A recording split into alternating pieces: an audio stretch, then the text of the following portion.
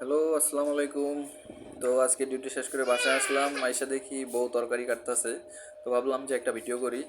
দেখি যে বউ কিছু টমেটো কাটতাছে কুচি কুচি কইরা। তো আমিও ভিডিও করতেছি।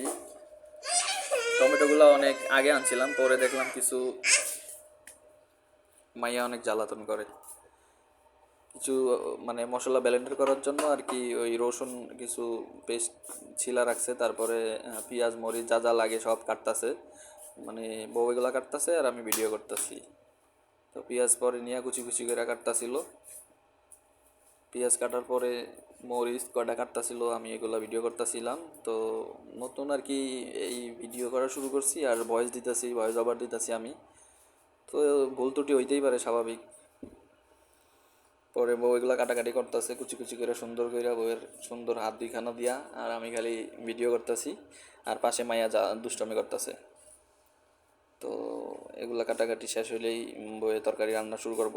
তো পরের ভিডিওতে আমি তরকারিও আপনাকে করে দেখাবো যে কীভাবে রান্না করে আমার বউয়ে। তো আমাদের এই ছোট্ট চ্যানেলটা নতুনভাবে শুরু করছি, আপনারা সবাই পাশে থাকবেন যেন এভাবে ভিডিওর কোয়ালিটি দিন দিন ভালো করতে পারি, ভালো ভালো ভিডিও করতে পারি। তো প্রায় কাটা শেষ তরকারি। বারে বারে একরকম ভিডিও করতেছিলাম, যেহেতু প্রথম, কখনো এরকম ভিডিও করি নাই। আর আমার ভালো ফোনও নাই, এটা একটা খুবই কম দামি একটা ফোনের ক্যামেরা দিয়ে করা। তো আপনারা অবশ্যই জানাবেন যে ভিডিও কীরকম লাগে আপনাদের, এগুলো এরকম ভিডিও কি করা উচিত কি না।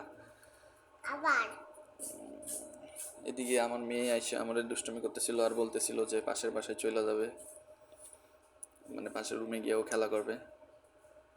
তখন আমি ওরে বললাম যে না, পাশের রুমে যাওয়া যাবো না, তুমি ঘরেই খেলা করো। পরে ও ঘরেই খেলা করতেছিল। যখন আমি ভয়েস ওভার দিতেছি, ও আইসা আমার সাথে দুষ্টুমি করতেছে। তো এইগুলা কাটাকাটি শেষ করলো আমার বউয়ে। এই যে তরকারি আলু বেগুন দিয়ে আজকে হয়তো মাছ রানবো। পরে মেয়ে দেখি সাইকেল চালাইতেছে, বারে বারে আমার গায়ে এসে লাগাই দিচ্ছে। পরে ওরে একটু ভিডিও করলাম, তার দিকে ক্যামেরা নিতে সে অনেক খুশি হয়ে গেছে, একবারে হাইসা দিছে ক্যামেরা যে